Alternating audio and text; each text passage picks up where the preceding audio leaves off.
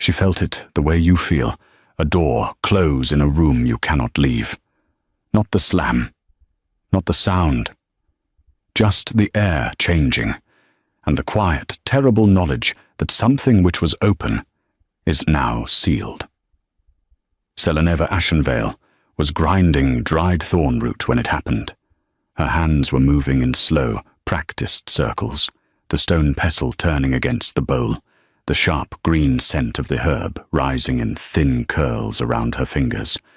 The lower helary was small and warm. Bundles of dried lavender and black root hung from the ceiling beams. A single oil lamp burned on the corner shelf. The fire in the grate had been fed an hour ago and was holding steady, amber and low. It was the kind of room that felt safe. It had always felt safe. And for nearly a year, it had been the one place in the enormous, echoing fortress of Kyrok's Stormclaw, where Seleneva had allowed herself to feel like she belonged somewhere. Then the bond shifted. It did not break. It did not snap like a rope pulled past its limit. It simply moved. The way a flame moves when a window opens somewhere in the house. A direction change. A turning away. The warmth that had always, quietly, pointed toward her hands, now pointing toward something else. Someone else. 3 floors above her, in the great ceremony hall, hung with gold and black banners, and the sound of drums and the weight of an entire kingdom watching, Kyrok's Stormclaw was marking another woman. The pestle stopped. Seleneva looked down at her hands. They were trembling, just slightly, just barely, the kind of trembling a person who has survived a long time alone learns to hide before anyone can see it. She set the pestle down, slowly. She did not shatter it against the wall, though something in her chest wanted to. She counted her own breaths. 1, 2, 3, until her hands were still. She untied her apron, folded it once, then again, and laid it across the workbench. She did not cry. 3 gestures. That was all. But those 3 gestures told the entire truth of who she was. A woman who had been surviving without a safety net for so long that falling apart was a luxury she had never once been able to afford. She gathered her worn healer's bag from beneath the workbench. She put on her traveling cloak. She moved through the servants' passage without rushing, without looking back, through the herb courtyard where the night air hit her face like cold water, and out through the outer gate of the eastern wall. And somewhere above her, but in a hall full of applause and candlelight, and the weight of 3 allied families celebrating an arrangement that was supposed to save an entire territory, Kyrok's Stormclaw went very still. Because the bond just moved. It was heading northwest, away from the fortress, away from him, away from everything they had built in the dark over 11 quiet months. And it was moving fast. Hey, quick question. How are you feeling right now? Because I need to check on you before we go any further. Thank you so much for being here. It really means the world to me. It is essential that we get your support through subscriptions, likes, comments, and shares.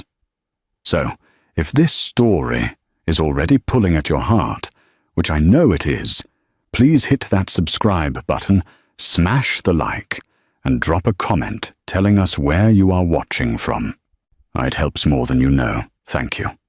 Now let us get back to the story. The Thornvale Mountains didn't welcome travelers.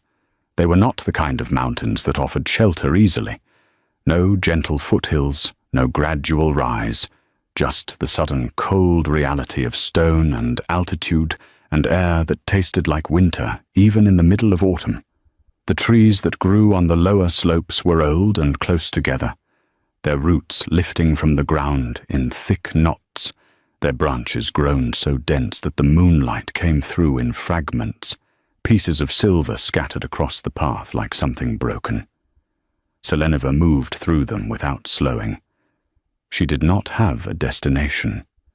She had a direction, away, and that was enough for now. The bond stretched with every step she took. She could feel it pulling at the center of her chest. That warm, golden thread she had spent months trying not to think too directly about, because thinking about it required acknowledging what it meant, and acknowledging what it meant required facing how completely, quietly, and without permission it had changed her life. She pushed against it, willed it to thin. It held. Of course it held. Memory rose the way memory always does when you are trying very hard not to think about something. In pieces, uninvited, vivid, arriving in exactly the order most likely to devastate you. 11 months ago, past midnight, the healery lamp burning low. She had heard the sound first, heavy boots on the lower corridor, measured and unhurried, the kind of stride that expected doors to open before it arrived. She had been alone at that hour, as she almost always was.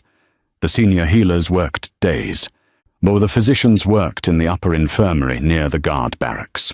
Selenova Ashenvale worked in the lower healery with the herb stores and the night cases, the guards who came in quietly with wounds they did not want recorded, the servants who needed care they could not afford to announce. She had looked up when the door opened. The man who came through it was large, taller than the doorframe required him to be careful of, broad across the shoulders in the specific way of wolves who have been shifting and running and fighting since childhood. He had dark hair that was still damp from something, a jaw that clearly knew the word tension, and a gash along his left forearm that had been pressed with a cloth and was bleeding through it slowly. Or he looked around the healery with the expression of someone who had expected to be questioned and was already composing his answers. Then his eyes landed on Selenova, and whatever answer he had been composing seemed to lose its shape. She had not bowed. She would think about that later, would realize it was the first time in 3 years of serving in the fortress that she had forgotten to bow when a person of rank entered a room. But something about the way he came through the door, tired, damp, bleeding through a cloth, had made him look so thoroughly like an ordinary man that the bow simply did not arrive before she was already moving to the supply shelf. "Sit," she said, nodding at the workbench. A pause. Then the sound of a large man sitting on a workbench with the particular caution of someone not used to being told where to sit. "Oh, I heard," he said, "that you don't ask questions." She was already reaching for the clean linen. Only when the answers would help me treat the wound. She turned, took the cloth from his arm, looked at what was underneath. Clean cut. Straight edges. Whatever made it was sharp and precise, not a battle injury. This was something more deliberate. "Does it go deeper than it looks?" A moment of quiet. Then, very carefully, "The arm or everything else?" She looked up at him then. Really looked. And for just a moment, something passed between them. Not the bond. Not yet. Not for weeks. But the particular recognition between two people who have both learned to carry more than they show. "Start with the arm," she said. Something in the corner of his mouth moved. Not quite a smile. The shape of one, restrained. "Count Selenova Ashenvale," he said. Not as a question, she realized, which meant he already knew her name, which was its own interesting thing. I know who you are," she said. "Hold still." He held still. She worked in silence. He did not speak again until she was finishing the binding, and then he said, quietly, not looking at her, "Nobody talks to me like this." "Like what?" "Like I'm the one who needs to be managed." She tied the final knot and stepped back. "You came in after midnight with a wound you didn't go to your physicians with. You clearly need to be managed." She began cleaning the instruments. The binding should hold for 3 days. Don't shift until it's sealed. He stood. He moved toward the door, and then he stopped. "Thank you," he said. She did not turn around. "That's what the healery is for." He left. She stood in the quiet for a long time afterward, listening to the sound of his footsteps fade, and told herself very firmly that whatever had just happened in this room had no significance whatsoever. She was exceptionally wrong. He came back 4 days later, and then 8 days after that, and then every week through the autumn, with injuries that grew progressively less dramatic. A bruised shoulder, a headache he claimed was from a tense advisory meeting, once an old scar on his ribs that had started aching in the cold, until even Selenova, who had been constructing very firm internal walls about the whole situation, had to acknowledge that the Alpha King of the Stormclaw territories was coming to the lower healery in the hours when no one was watching, not because he needed treatment, but because he wanted to be somewhere that felt like this. They read. They talked about old wolf histories, the kind that nobody taught in formal training, because they were too complicated and too honest. He asked her questions, genuine ones, the kind that expected real answers, the kind she had not been asked in so long that responding to them felt like stretching a muscle she had almost forgotten she had. She asked him questions back, and he answered them, and she understood from the way he answered that he was not used to being asked. 3 months after the first night, a quiet evening in late autumn, a fire in the small grate, an old book of territorial histories open between them on the workbench that neither of them was reading anymore because they had stopped pretending the reading was the point. The bond formed. It was not dramatic. It did not announce itself. It simply arrived, like a key turning in a lock that had been waiting, without knowing it was waiting, for exactly that key. A sudden expansion, as if the room had lost all its walls. Warmth that was not from the fire. Something golden and certain clicking into place in the center of her chest. They both went still. "That was not supposed to happen," she said, very carefully. "No," he said. The silence that followed was not uncomfortable. It was the silence of two people sitting with something true, giving it the space to simply exist before anyone started deciding what to do about it. She had spent the next 4 weeks telling herself it did not matter. He was the Alpha King of one of the largest wolf territories in the region. She was a healer's apprentice, with no pack name, no recorded bloodline, no political value whatsoever. Whatever they had built in the small, warm hours of the healery, it was real. She could not pretend it wasn't real. The bond made denying it impossible. But real and possible were not the same thing. And when the rumor of the ceremony first moved through the fortress like cold water through stone, she had started saying it to herself every morning. Like a prayer she did not want to believe, but needed to keep repeating. "He is the Alpha King. You are nobody. Whatever lives between you in the dark does not survive the light." She had said it enough times that it almost felt like truth. Almost. Selenova was running now. She could feel the altitude increasing under her feet, the cold sharpening, the trees thinning at the edges of the first ridge. The fortress lights had disappeared behind her, and somewhere in the darkness, the bond stretched and held and burned with a warmth she could not make herself stop feeling, and she hated it, and she loved it, in exactly the measure that only something utterly genuine can be hated and loved at once. She crested the ridge. Below her, the Thornvale Valley spread into darkness and winter stars. Above her, nothing but cold air and height, and the particular silence of a mountain that has no interest in human pain. She did not stop. She did not look back. She pressed her hand once to her chest, where the bond lived, and she felt it pulse against her palm, warm and persistent and entirely unbreakable.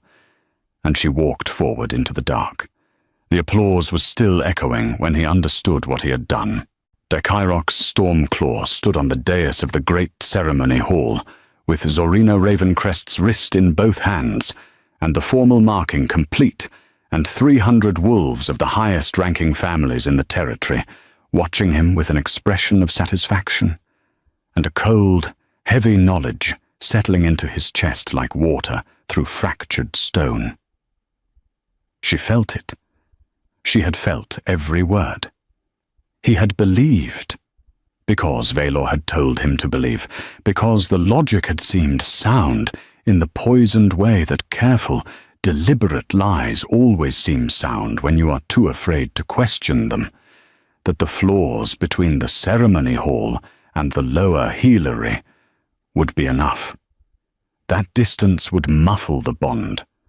That Seleneva, practical and steady and heartbreakingly composed, would feel the shift and understand it was not a choice, or was never a choice, was the only way he could protect her from an elder council vote that Velor had presented as a death sentence.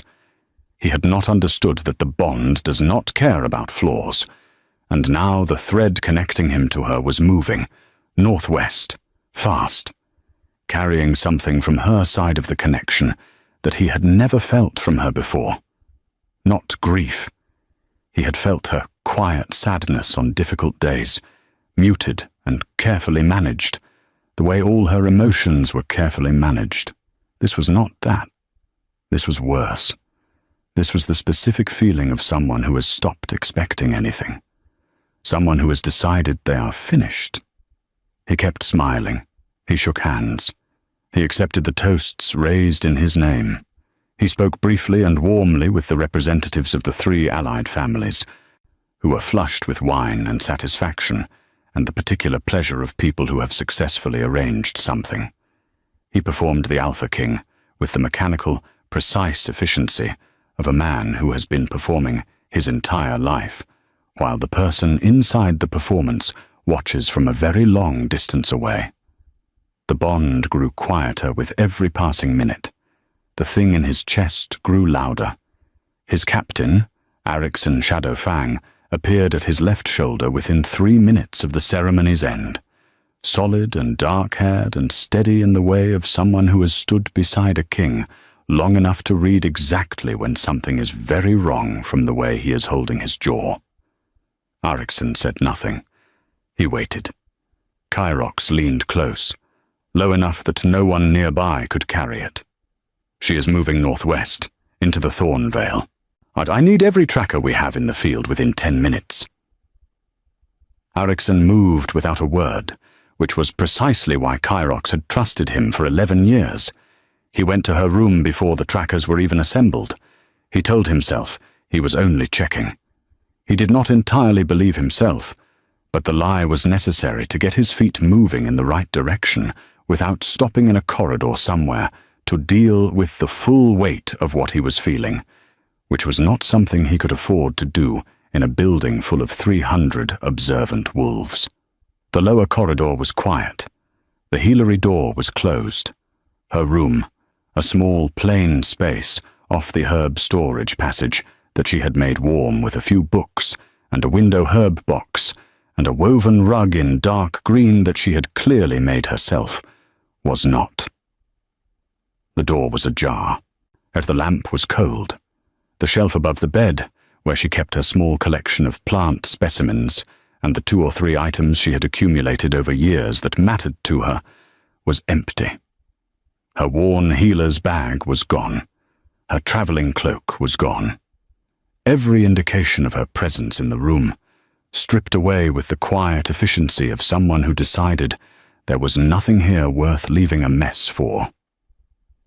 He was about to leave when he saw the windowsill. 3 weeks ago, he had left something there. A sprig of dried mountain sage wrapped in a scrap of parchment from his own writing desk, with 3 words pressed in his handwriting, for the difficult days.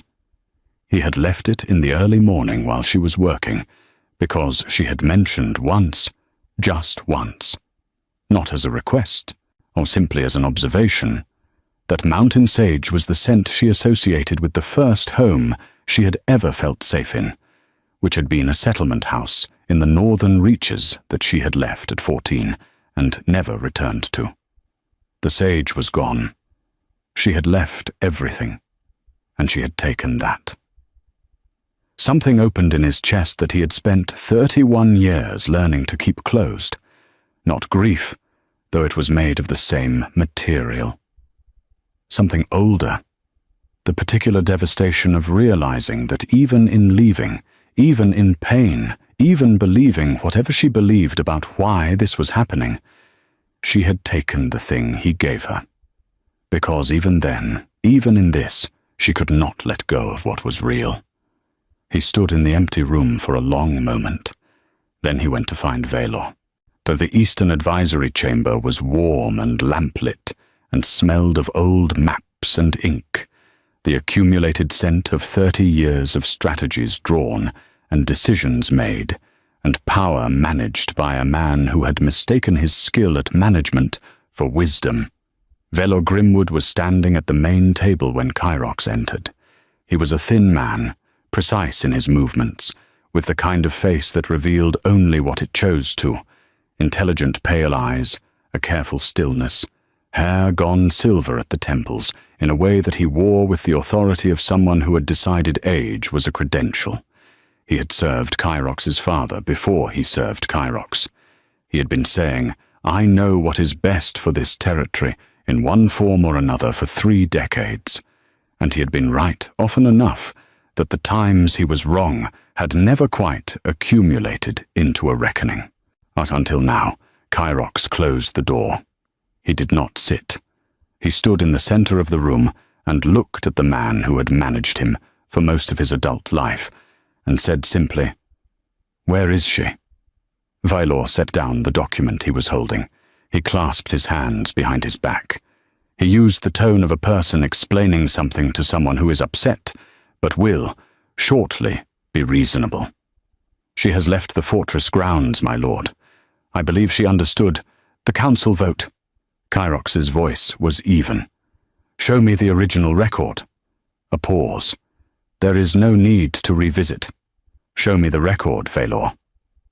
The silence that followed was not the silence of a man finding the right words. It was the silence of a man whose construction, assembled with extraordinary care over many weeks, has been asked to bear a weight it was never actually designed to hold. It was shaped like an answer. Kyrox looked at him for a long moment. Then he turned and walked out without another word, leaving the silence to settle into whatever shape it needed to take. In the courtyard, 12 trackers were waiting in the cold air, breath rising in white plumes, eyes alert. Arikson stood at their front with the composed readiness of a man who has done difficult things on difficult nights before, and did not need a speech to prepare for another one. Kyrox handed his formal ceremony coat to Ariksen without a word. He stepped to the center of the courtyard. He shifted. His wolf rose through him the way it always did. Not gradually, not with the struggle some wolves experienced, but in one clean surge, like a tide that had been waiting for permission. Large, darker than most, eyes burning gold in the animal form, which was unusual enough that the trackers around him took a half-step back from pure instinct before they caught themselves. The bond pulled northwest. He ran. By day 3, the Thorn Veil was trying to make a point. Selenova was cold in the specific way of someone who has been cold long enough that the cold has stopped feeling dramatic and started feeling simply constant, a fact of the body, like hunger, like tiredness, like the bond that continued to pulse in her chest at odd hours without her permission. Her supplies were running low. The trail she had been following, a narrow hunter's path that curved northeast along the valley wall, had split twice in the morning, and she had chosen wrong at the second fork and spent 2 hours retracing her steps through terrain that had no patience for errors. She was not afraid. She had never had the luxury of fear as a primary emotion. Fear was for people who had something soft to fall back on. What Seleneva had was the specific, practical focus of a person who has learned that survival requires attention to the next step, not the 100th. She heard them before she saw them, not the sound of wolves moving through wilderness. That was almost entirely silence, the patient, careful silence of predators who know that noise is a disadvantage. This was different. This was deliberate sound, the snap of a branch that could have been avoided, the shift of weight on loose stone, a particular kind of approach that was not careless, but was designed to be heard, because being heard was the point, because being heard was the first part of the threat. She stopped walking. She turned. 3 wolves stepped from the tree line into the narrow clearing. They had shifted back to human form, all 3 of them large, none of them young, wearing the particular expression of people who had decided before they arrived how this situation would resolve. Their leader was a man with a scar running from his left ear to his jaw and a smile that did not carry a single warm thing behind it. He looked at Seleneva the way some people look at things that have been left unattended long enough to seem ownerless. "Lost?" he said. Seleneva looked at the 3 of them. She did the calculation, the kind she had done many times in her life, in settlement houses and border towns and corridors where she was the smallest person in the room. Not can I win this. That was never the right question. The right question was, what position costs them the most? She shifted. She had shifted only a handful of times in her life. Her wolf was present the way a voice is present in someone who has never been given reason to speak, capable, untested, waiting for exactly the circumstance that made it necessary. It rose through her now without struggle. Her wolf was smaller than any of theirs, silver pale, low-slung, with eyes that were an unusual shade. Not gold like most, but something closer to starlight, which she had always found strange and never been able to explain. She planted her feet. She bared her teeth. The leader laughed. He took a step forward. Something dropped from the ridge above the clearing. It landed between Seleneva and the 3 rogues with a sound like controlled collapse, a silver-grey wolf that shifted mid-movement with the ease of someone who had been doing this for so long that the mechanics of it had long ceased to require thought. What stood in the clearing 90 seconds later, after a sequence of events Seleneva would later only be able to describe as decisive, was a man. He was perhaps 50 in appearance, perhaps much older in fact. Silver-threaded dark hair, eyes the color of deep winter water, pale, clear, and entirely without warmth toward anything that had just tried to threaten the woman in this clearing. He was lean in the way of things built for endurance, not display. Yet he carried the particular stillness of something that has not been in a hurry in a very long time and sees no reason to start now. The 3 rogues looked at him. Then they left.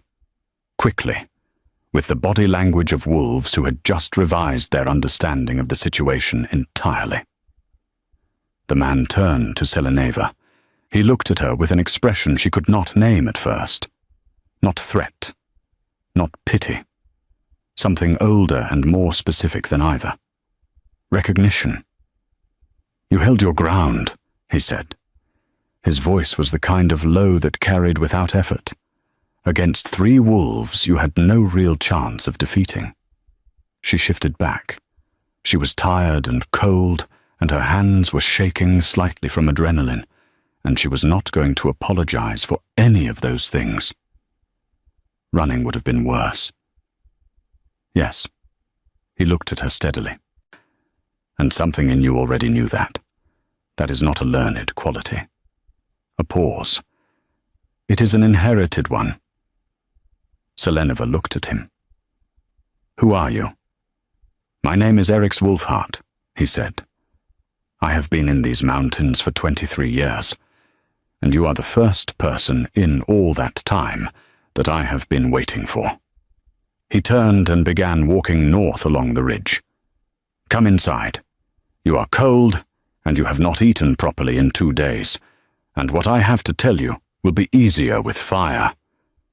She stood in the clearing for a moment. Then she followed him. His cave was behind the great waterfall on the mountain's interior face, the one she had heard from a distance for 2 days without finding. The sound of the water covered the entrance completely.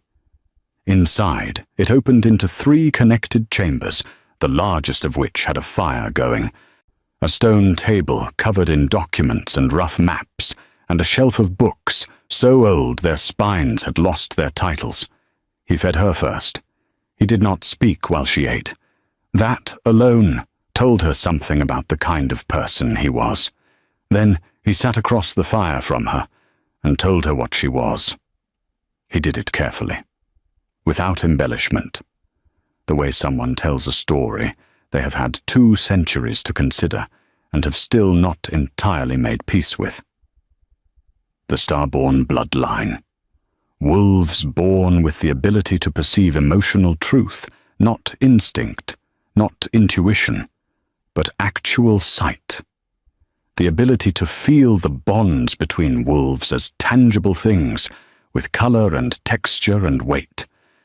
The ability, in rare cases, to look at a marking between 2 wolves and see plainly whether it was real, whether it grew from genuine love and choice, or whether it was constructed from obligation and fear and held together by politics and pressure.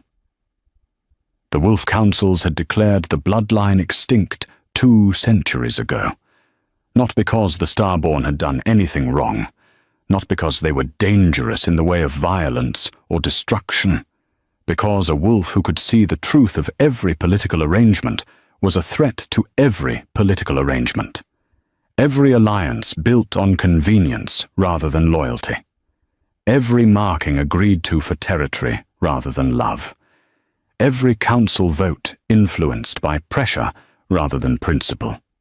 A star-born wolf could look at all of it and see it plainly, the way the rest of the world sees color, simply, clearly, but without being able to pretend otherwise. The bloodline was not extinguished. That, Eric said, was the lie the councils told themselves and eventually came to believe.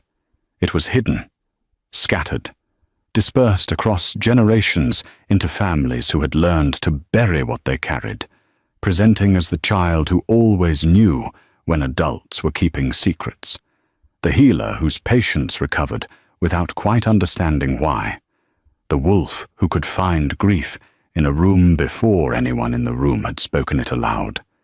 Seleneva sat with it. It was the experience of having every strange, isolated, unexplainable thing about yourself suddenly assigned a name. The headmistress at the settlement house in the northern reaches, who had flinched, consistently, always, when Seleneva looked at her directly, who had called it impertinence when it was something she could not quite defend against, the horses that had followed her to the fence of every farm she had ever worked at, the way she had always known, always without fail, when someone offering comfort did not mean it, when sympathy was performance, when kindness was negotiation, when love was politics wearing warmer clothes. The bond with Kyrox. How vivid it had been from the first night. How much more real it had felt than anything she had ever heard a bond described as. How she had attributed it to the particular nature of who he was to her, and never once considered that the vividness was on her end. That she was feeling it more completely than most wolves could feel anything. That she was star-born. "There was a woman," Eric said at the end, as with the quietness of a man reciting something he has kept inside for a long time. 2 centuries ago, she sat before the elder council and told them what she saw in the bonds between them. Not accusations, just truth. What was loyalty and what was arrangement? What was love and what was useful affection? She was the last starborn to speak openly. After that, they voted to erase the bloodline. He looked at the fire. They didn't succeed. They only drove it underground. Selenova sat with it for a very long time. She looked at the bond, at the place in her chest where it connected, dim now through the wall she had been building stone by stone since the night of the ceremony, but present, persistent, refusing to go silent regardless of how deliberately she had been trying not to feel it. "Can you teach me to use it?" she said. Eric's looked at her. Something in his expression shifted. The long, careful patience of a man who has been waiting for a specific question from a specific person, and has finally, after 23 years, heard it. "That," he said, "is why I asked you to stay." Day 7. Kyrox had lost the scent trail near the northern river. The Thornvale's interior waterways were old and fast and deep, the kind of rivers that moved through landscape like they owned it and were not particularly interested in what was trying to track whom across their banks. The trail, sharp and clear through the lower mountain slopes, carrying the particular scent he would have known out of 10,000 others, dissolved completely at the eastern bank and did not reassemble on either side. His trackers, 12 of the best wolves in the territory, at wolves who had found lost travelers in complete darkness, wolves who had tracked across rain-soaked plains and snow-covered ridges, had found nothing after 2 days of searching the area. The fortress, meanwhile, had noticed. Of course it had. Fortresses always noticed. The whispers were already moving through every corridor with the efficiency of smoke finding cracks in stone. The Alpha King had left his newly marked mate at the ceremony celebration and gone into the mountains alone.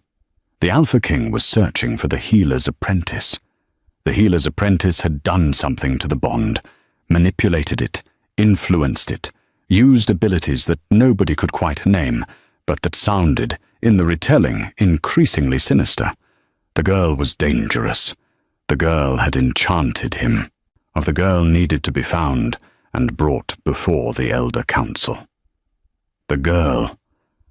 Kyrox stood in the outer courtyard in the grey morning light and listened to the whispers without expression, and understood with a cold clarity that Valor had anticipated all of this, that this was the third and final layer of the trap, not just removing Seleneva, but shaping the story of her removal, so that if she came back into a space that had already been poisoned against her.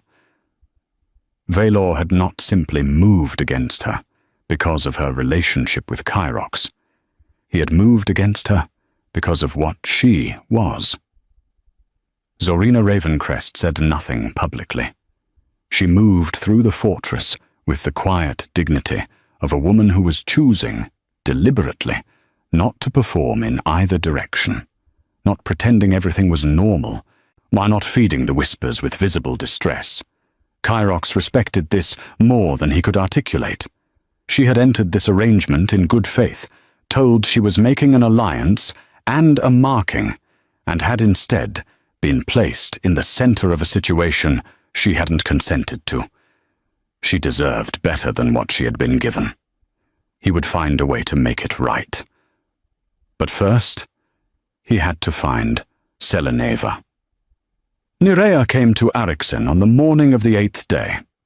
She was 18, a fortress attendant who worked the servant passages of the lower residential floors, and she had the look of someone who had been carrying something heavy for longer than they wanted to. She found Arixen in the guard anteroom and stood in the doorway for a moment before coming in, as if she were giving herself one final chance to leave. She stayed. She had seen Zarel Grimwood in the servants' passage on the morning of the ceremony, the passage that ran behind the lower healery wing. She had been holding a folded piece of parchment with a wax seal. Nerea recognized the wax seal because she worked in the residential floors and she had seen it many times. The Alpha's personal seal, the one kept in the private writing room on the second residential level. Zarelli had pressed it herself. Nerea had watched her, through the latticed passage screen, press the seal ring into the cooling wax on the folded letter with the focused care of someone completing something they had been preparing for a very long time. Zarelli should not have had access to that seal ring. She had not simply borrowed it. To take the Alpha's personal seal from the locked writing room required access to the room, knowledge of where the seal was kept, and enough time to do it without being observed. None of those things happened accidentally. Erickson brought it to Kyrox within the hour. Kyrox read the information in silence. He sat with it, the way he sat with things that were very heavy and required stillness before response, the particular stillness of someone who learned early that his first reaction to devastating news was rarely the reaction the situation needed. Then he went to find Valor. For the last time. Valor was in the Eastern Advisory Chamber, as he almost always was. The lamp was burning. The maps were spread. He looked up when Kyrox entered, and something in his face did the calculation that very intelligent people perform when they understand that a conversation they have been preparing for has arrived earlier than expected. He set down his pen. Kyrox closed the door. He sat, a deliberate choice, because sitting said I have time for this, and having time for something was more frightening than anger. He looked at Valor across the table, covered in the work of 3 decades of management and strategy and careful influence. "The letter," he said. "My lord." She believed I wrote it. Kyrox's voice was even. She walked out of this fortress, believing I had decided, quietly and deliberately, that she was a problem I no longer wanted to carry. A pause. She took the sage I left at her window. She left everything else. And she took that. He looked at Valor with something that was not anger. Anger had a heat to it that this did not. This was colder and more permanent. She is somewhere in those mountains right now, believing I chose this. Valor straightened. He used the voice of a man who has spent 30 years being the most reasonable person in the room and has never once stopped believing it. I acted to protect the territory. A star-born wolf in the Alpha's marking is not simply a political inconvenience. It is a structural threat to every alliance this pack has maintained for a generation. She could see through every bond in the territory. "Every arrangement we have, every arrangement you have," Kyrox said quietly. Valor stopped. The fabricated council vote, the forged letter, the deliberate removal of a woman whose bloodline you found in the oldest pack records and chose to eliminate before she could learn what she was. Kyrox leaned forward slightly. "You built a cage from my love for her, and you used it to send her into the mountains alone." He held the silence for a moment. "But that is not service, Valor. It is the worst kind of betrayal. The kind that dresses itself in loyalty so carefully that the person being betrayed holds the door open." Valor said nothing. Kyrox stood. "You are removed from your position. You will be off these grounds by dawn." He walked out. He went to the private writing room. Alone. He sat at the desk, where the seal ring had been taken from, without his knowledge, and used to close a letter that had been written to send the person he loved out into the cold, believing she was unwanted.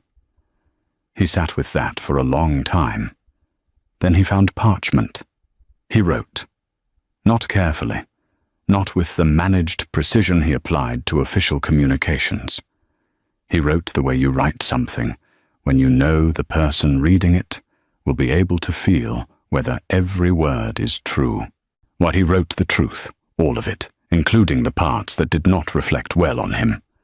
The fabricated vote that he had accepted without demanding the original record. The ceremony he had attended out of fear for her, which had become its own kind of harm. The choices he had made believing he was protecting her, that had resulted in her standing alone in a mountain range, thinking she had been discarded. He did not frame it to make himself seem better than he was. He folded the letter and held it in both hands. In the morning, he would go back into the mountains, and this time he would not come back without her. She was getting better at seeing. Not the bond that she had always felt, with the vivid, overwhelming immediacy that she now understood was her inheritance, but the broader sight, that the ability Erix was teaching her to use deliberately, the way you learn to use a sense you had always had but never understood, was separate from the others. She could feel the bonds between the mountain animals now, the particular warmth between the hawk pair that nested above the upper cave, and the way it carried something she could only describe as certainty. She could walk through the lower forest and sense, in the absence of other wolves, the emotional residue that things left in spaces, grief, in the clearing where Erix had buried his mate 40 years ago, warmth in the cave entrance where he had clearly spent decades arriving home to something he loved. She was learning, carefully. With the focused attention she gave everything she decided to do. The bond with Kyrox she kept behind the wall. The wall was there for her survival, not her denial. She was not pretending. She was not telling herself it was over. She was simply not able to function with the full weight of it open. Not yet. Not until she knew what she was going to do with the knowledge that had changed the shape of her entire understanding of herself. At night, she pressed her hand to her chest and felt it, dim, muffled through stone, but not silent. It was never silent. It did not know how to be. And sometimes, in the deepest hours, she felt something from the other side of it. Not words, not images, just a quality. Presence, intention, something pouring warmth toward her through a mountain range with the particular focus of a person who has decided they will simply keep doing this until it lands. She told herself it was projection. She was not entirely convincing herself. Erix found her at the cave entrance on the 19th morning, looking down the mountain slope with an expression he had learned, in the weeks since she arrived, meant she was having an argument with herself about something, and was close to a decision. "He is coming," Erix said. She did not look surprised. She had felt the bond shift direction 2 days ago, the warmth no longer simply present but moving, steady and purposeful, approaching. She had not told Erix. "I know," she said. "What do you want to do?" She looked at the valley below them for a long moment. The question was honest, and she gave it the honesty it deserved. She thought about the woman who had folded her apron and counted her breaths and walked out through the eastern gate. She thought about the letter she had received. She thought about all the things she now knew, and all the things she still did not know. "I want to know," she said finally, "if what I felt through the bond was the truth, all of it." A pause. "Not what he tells me. What I can see." Erix nodded. "Then open your sight," he said, "and let him come." He came alone. Kyrox walked the path up the mountain's interior face with the particular quality of a man who has been moving toward something for 19 days and has arrived at the state that is beyond urgency, beyond desperation, the steady, quiet certainty of a person who is going to do this thing regardless of how it resolves. He was damp from the waterfall mist. He looked exhausted in the specific way of someone who had not slept with intention in weeks, not dramatically, not broken, just the honest accumulation of days on end of pushing forward without stopping. But he wore no formal anything, dark traveling clothes, his hair still wet. Nothing performed. He stopped at the cave entrance. He did not call out. He stood in the cold mist and waited. Erix appeared first. He looked at Kyrox with those pale winter water eyes, the same look he had given the rogues in the clearing 3 weeks ago, the assessment of a very old wolf reading a very specific situation. He looked for a long time. "She is not here," Erix said. "I am not asking to take her anywhere," Kyrox said. "I am asking to be heard." He held up the folded letter. "If she will not hear it from me, give her this." Erix regarded him for another moment. Then he stepped aside. Selenova read the letter in the small inner cave behind the falls. She read it once, quickly, the way you read something when your hands have already started shaking. Then she sat with it for a moment. Then she read it again, more slowly. Then again. The parchment was creased at the folds in the way of something written and reconsidered and written again. She could feel the history of it in the paper, the places where ink had been pressed harder in moments of feeling. It was not a neat letter. It was not a managed letter. She opened her star-born sight, fully, for the first time since the night of the ceremony.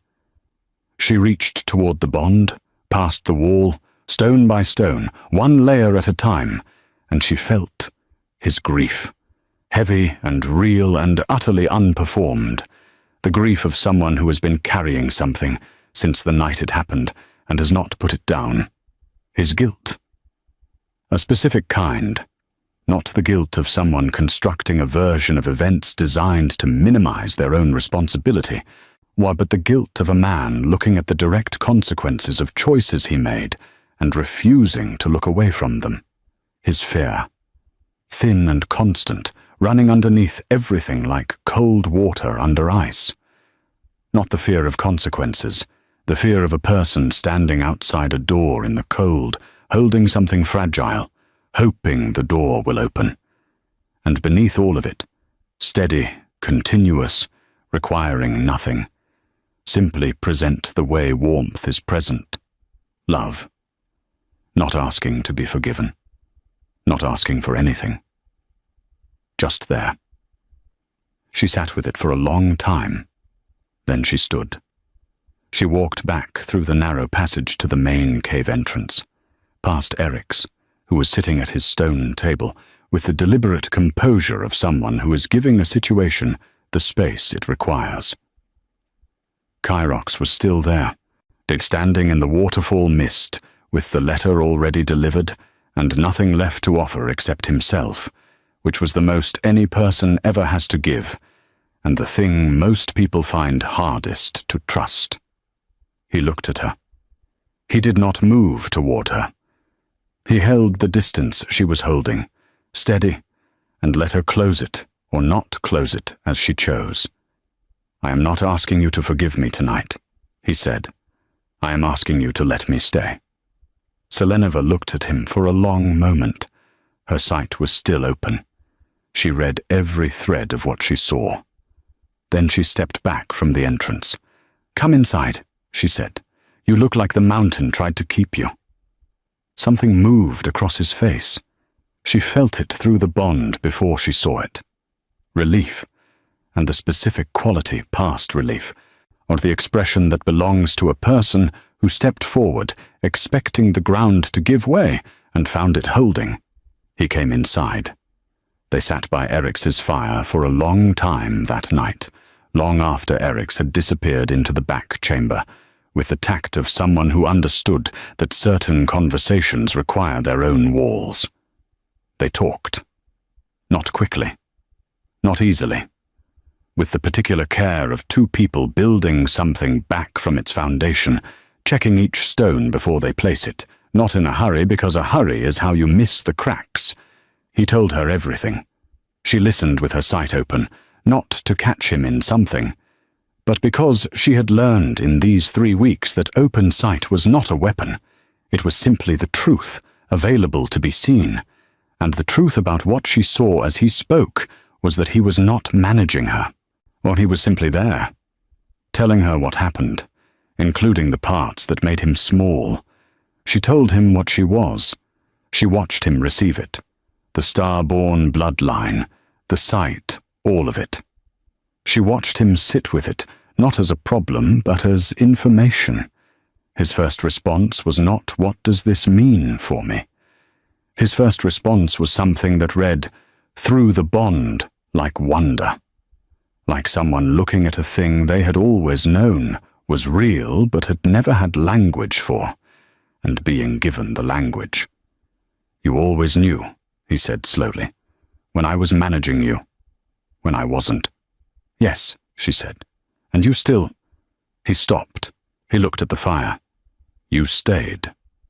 Because what was real, she said, regardless of what was complicated about it. The bond settled between them, warmth to warmth, gold to gold, or in the specific way of something that has been thin and strained and stretched past its limit, returning, slowly, to its natural state. She did not knock down the rest of the wall that night. She took it apart, stone by stone, the way she had built it, carefully, on her own terms, at a pace she controlled. By morning there was nothing left of it. They came back through the front gate, not through a side entrance, not at night, not quietly. In the full, clear light of a late autumn morning, with Ericsson Shadow Fang and 6 of the guard walking behind them, and the fortress courtyard finding reasons, one by one, to stop what it was doing and simply look. Nerea had been waiting at the inner gate with a deep green traveling cloak and a look on her face that said she had been waiting since before dawn and was not apologizing for it. Or she pressed the cloak into Seleneva's hands and squeezed them once, not words, just warmth, and then stepped back into her proper place. Simple, well-made, dark green. Nothing ceremonial, nothing designed to impress. Just right, the way things are right when they are honest. By midday, the great hall was full. Every noble family, every council elder, every person of consequence in the Stormclaw territories gathered with the anxious, close-held energy of wolves who understand something significant is arriving and have not yet determined which direction to lean. They clustered near their families. They spoke in low voices. They watched the main doors. The doors opened. Kyrox walked in without theatre, without the performance of authority that was his usual currency in formal spaces. Or he walked at a pace that said everything he had to say would be said clearly and needed no choreography. And Selenova walked beside him, not behind him, not at a careful ceremonial distance, beside him. And the sound in the hall shifted, the way a held breath shifts into silence. He stopped at the center of the hall. He did not use the dais. He did not use the raised platform that placed him above the room. He stood on the same floor as every person in that hall, and spoke. "I am going to tell you what happened. Not the version that was moving through this fortress. The truth." The hall was quiet, the kind of quiet that is not silence, but the holding of it. 300 wolves and more, all choosing, in this specific moment, not to interrupt. He named Valor Grimwood. He named Zarella. He laid out everything, the fabricated ultimatum, and the council vote that never existed in the form it was presented. The seal ring taken from his private room, the letter written in a hand not his own, and used to send a woman walking out of the fortress, believing she had been deliberately discarded. He did not raise his voice. He did not use the heightened formality of official accusation. He laid it out the way you lay evidence on a table, piece by piece, plainly, trusting the truth to carry its own weight without embellishment. Then he told them what Selenova was. "This territory declared the star-born bloodline extinct 2 centuries ago," he said. He let that sentence live in the air for a moment. It was not extinct. It was hidden, because it frightened the people in power enough that they chose erasure over accountability. He turned slightly, toward where Valor would have stood if Valor had not already been removed from the grounds. When my former high strategist found evidence of her bloodline in the oldest pack records, he did not bring it to me. He moved against her. Because a wolf who can see the truth of every bond in this territory is not a threat to this territory. She is a threat to every political arrangement that has been passed off as loyalty, while being held together with obligation and fear. The hall was still, a different kind of still now, the stillness of people hearing something they had, in various ways, been aware of without knowing they were aware of it. Kyrox turned to Zorina Ravencrest. She was standing with her family in the third row, composed and direct. She had the look of someone who has been managing a difficult situation with dignity for 3 weeks, and is now watching it finally resolve in the direction she had quietly suspected it needed to go. Zorina Ravencrest entered this arrangement in good faith, Kyrox said. She was told she was participating in an alliance and a marking.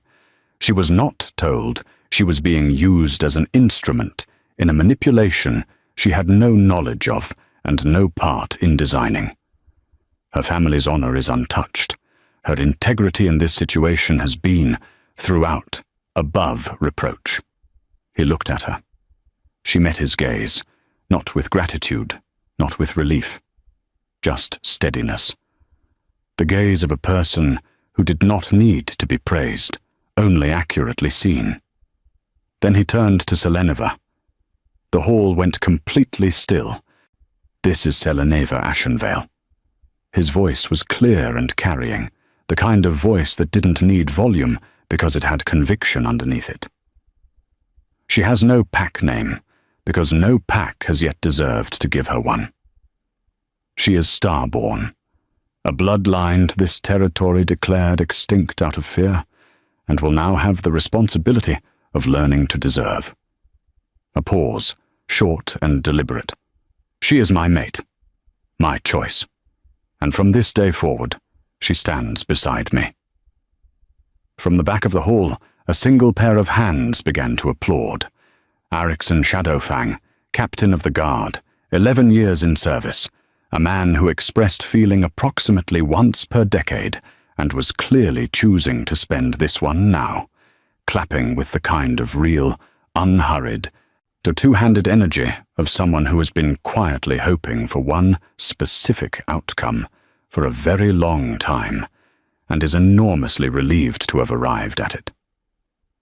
The sound grew, not all at once, not without hesitation, but it grew, spreading from the guard posts outward into the General Assembly, gathering momentum as it went, the sound of a room deciding, one person at a time, that this was the version of the world it wanted to live in. Seleneva stood in the center of the great hall. The sound surrounded her. The bond glowed in her chest like a held flame, warm and steady, and nothing like the direction it had been pointing on the night she had folded her apron and walked out through the eastern gate. She let herself feel it. She let herself stay. The weeks after were slow and necessary, or the fortress restructured itself the way living things heal, not quickly, not without cost, but genuinely. Velor was gone. The position he had occupied for 3 decades was not filled by a single replacement. Kyrox built a council from honesty rather than family alignment, smaller, more diverse, chosen for people who had demonstrated, over time, the willingness to say the difficult thing rather than the useful one. Eric's Wolfheart arrived at the fortress 3 weeks after the Hall Declaration. He came with 2 bags, a long list of conditions, and the composed skepticism of a man who had been living in a mountain cave for 23 years and was not convinced that civilization had improved in his absence. He was given a tower room on the eastern wing. He installed himself in it and proceeded to be consistently, precisely, and usefully inconvenient.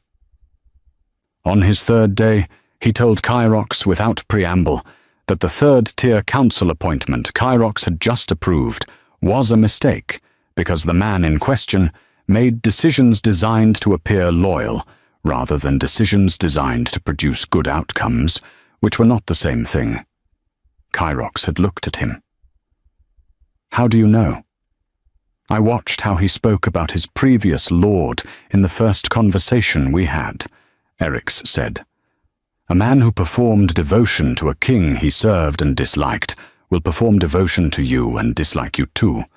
The performance is the pattern, not the loyalty." A pause. "You will tell me when I'm wrong," Kyrox said. "Frequently," Eryx said. "I won't enjoy it." "No," Eryx said. "But you will be better for it. We understand each other." He annulled the appointment. Seleneva's work was different. But it was quieter, and it was larger, and it started the way all the most important things start, with one conversation. She found a letter in the correspondence stack 3 weeks after returning to the fortress, from an outlying settlement 3 days' ride north. A woman writing about her daughter, 12 years old, bright and strange, and completely unable to explain why she always knew when adults were lying to each other, which had made her childhood difficult in the specific way of children who see more than the adults around them want seen. The mother was not writing for a diagnosis. She was writing because someone in the settlement had heard about what was said in the Great Hall, and the mother thought. She was not sure. She did not want to assume. But she thought perhaps her daughter was not simply strange. Seleneva wrote back the same evening. Then another letter arrived, and another. From different settlements, different corners of the territory, different generations. The grandmother who had spent 60 years quietly reading the bonds between everyone she loved, and never told a soul because she had no language for it. The young guard who could track grief across a campsite without scent. The healer in the border town whose patients always recovered slightly faster than could be attributed to her technique. She wrote to all of them. She visited the closest settlements with Eryx and his company, who turned out to be, beneath the composed, an unhurried exterior, someone who found the entire enterprise quietly extraordinary and showed it primarily by being very efficient about travel logistics and occasionally asking questions he framed as practical, but which were clearly personal. On the third trip, riding back along the river road in the late afternoon light, he said, without preamble, "My youngest sister always knew when I was lying." Seleneva looked at him. "Did she?" I told myself she was intuitive. A pause. "She is 32 now, lives in the eastern settlement. I am going to write to her." "I'll send the letter with yours," Seleneva said. He nodded once. That was, for Eryxon Shadowfang, the equivalent of a long and emotional speech. Zorina came on a grey afternoon in the 4th week. She appeared in the doorway of the small study, where Seleneva was working through correspondence, standing with the composed posture of someone who has rehearsed this approach and is executing it with every available piece of nerve. She was alone. She had not sent word first. "May I come in?" she said. "Yes," Seleneva said. She set down her pen. Zorina came in. She did not sit immediately. She stood near the window with the careful stillness of someone choosing their words with real precision. Not diplomatic precision, but honest precision, which is harder and rarer. "I wanted to say that I did not know about the bond," she said. "I was told I was entering an alliance marking with an alpha king who had no prior mate claim. I believed that. And I was glad to be chosen. I will not pretend otherwise, because pretending otherwise would be its own kind of lie." She looked at Seleneva directly. But I knew something was wrong. There were small things across the 3 weeks between the announcement and the ceremony. The way he never looked west. The way people in the lower corridors went quiet when certain conversations started. I did not ask the questions that would have told me how wrong. A pause. That is not the same as being innocent. Selenova looked at her for a long moment. Her sight was open. She kept it open most of the time now, the way you keep a lamp burning in a room you work in, because the darkness is simply harder to work in. She read Zorina's face. Not performance, not political damage management, not the careful construction of a narrative designed to restore a reputation. Just a young woman sitting with the specific discomfort of someone who has looked honestly at a situation they were partly responsible for and found themselves wanting. "Sit down," Selenova said. "There is tea if you want it." They talked for an hour. It was not easy. It was not the beginning of a simple friendship. There were long silences that neither of them tried to fill with comfortable words, because comfortable words in a conversation like this are a form of dishonesty, and Selenova's sight would have read that clearly. And Zorina, who was, Selenova was beginning to understand, considerably more perceptive than the situation she had been placed in, gave her room to demonstrate, would have known it too. But when Zorina left, and the room held her absence in the particular way of someone who has taken something real out of a space rather than something performed, Selenova sat for a moment with what the conversation had been: honest, imperfect, necessary, the only kind worth having. 6 months after the ceremony, late autumn again, Kyrox could not sleep. He had not been sleeping well for most of the week since the mountain. Not badly, not with the exhausted, pursued quality of the 19 days of searching, but with the light restlessness of a person whose body is not yet entirely convinced that the thing they were afraid of losing is genuinely here and staying. He would wake at the 4th hour and lie in the dark, listening to the bond, and it was always warm and present and steady, and he would settle, and then he would wake again. He went to the lower Healery without planning to.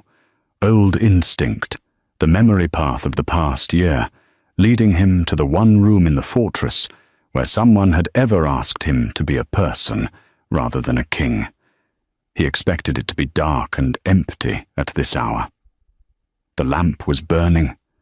Selenova was at the workbench with her sleeves rolled up and her hair loosely gathered, and the stone mortar in her hands, grinding something that smelled sharp and green. Thorn root, he thought.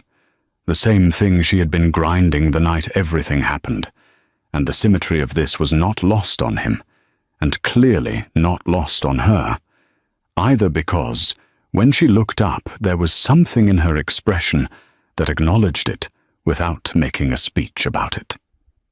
"Couldn't sleep," he said. "I never could," she said. Or she turned to the small fire and put the kettle on without being asked. Another symmetry, 6 months in the other direction. A kettle put on in a room that felt safe. She leaned against the bench across from him and looked at him with the easy attention that she gave things she was not managing or performing for. Just present. Just him. He sat on the workbench. The same workbench where it had all started. The quiet between them had the specific texture of something that requires nothing from either person, not filling, not performing, not managing, just warmth in a small room at a late hour. She set a cup beside him. He wrapped both hands around it. "Are you happy?" he asked. He would always ask. He understood now that this was something in him that would not be quiet.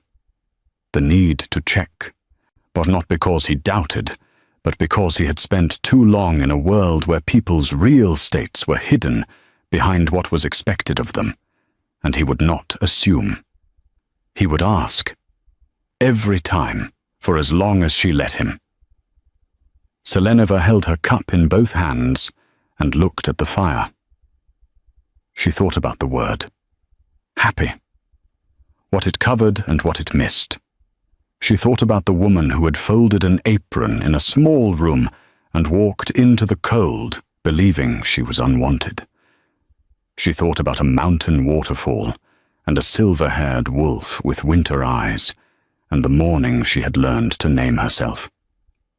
She thought about a letter read by firelight with her sight fully open, feeling grief and guilt and love threaded through every word, and the choice, stone by stone, to let something real back in. She thought about the correspondence stacked on her desk, the letters from the settlements, the woman with the daughter, the grandmother who had kept her sight in silence for 60 years, and wept in her response, with what seemed to be primarily relief at having language for what she had always been. She thought about Ericsson saying, "I am going to write to her," and meaning it. She thought about Eric's in his tower room, inconvenient and necessary, and, she suspected, more settled in himself than he had been in 23 years of mountain solitude. She thought about a great hall and the sound of one pair of hands beginning. She looked at Kyrox. "I am home," she said. "That is better than happy. It lasts longer." He reached across the space between them and took her hand. His grip was warm and unhurried. Not desperate. Nothing performed. Nothing held too tight. Simply present. The way warmth is present. The way the bond had been present on the night it formed, when neither of them had been looking for it. Outside, the Thornvale Mountains rose in the distance, dark against a sky full of stars. The same mountains she had walked into, believing she was finished. The same mountains she had learned, in cold and quiet and firelit caves, what she was. She opened her sight. The bond between them glowed, visible to her in the way that very few things in the world are visible to most people, with a clarity and a color and a texture that carried its entire history in its light. Not the dim, strained, wall-muffled thread of the mountain weeks. Not the pale, stretched distance of 19 days, and a letter and a waterfall. Nothing like the shifted, redirected warmth she had felt in the healery when her hand stopped mid-motion, and she had pressed her palm to her chest and known. Gold. Steady. Warm from edge to edge with no grey remaining. Not perfect, the way real things are not perfect. But real, the way perfect things almost never are. She curled her fingers around his. The fire crackled in the grate. The kettle breathed steam in slow, easy plumes. Outside the window, the stars were very clear over the Thorn Vale. The same stars she had looked up at from the first ridge on the night she walked through the eastern gate, cold and alone and finished. The stars that had been simply cold then, and were something else now. Something she did not quite have a word for in any of the languages she had ever learned. Witnessed, perhaps? Held. The bond glowed gold in the dark, as the night held them, and in the Stormclaw territories, under a king who had learned, at cost and in full, the difference between the performance of a good choice and the actual making of one. Things were changing. Not quickly. Not without the scar tissue of what had been done wrong. But genuinely, the way real change always moves, through honesty, through the willingness to look at difficult things directly, through people choosing truth when every easier option was available. Slowly. Imperfectly. Real. Selenova pressed her palm once to the center of her chest, where the bond lived, and felt it pulse against her hand, warm and present and entirely unbreakable. She had been told her bloodline was extinct. She had been told she was nobody. She had been told that what lived between her and the Alpha King in the small or warm hours of a healery would not survive the daylight of a public world. Every one of those things had been wrong, and honesty, the only foundation in the end, that actually holds anything, had known it from the beginning.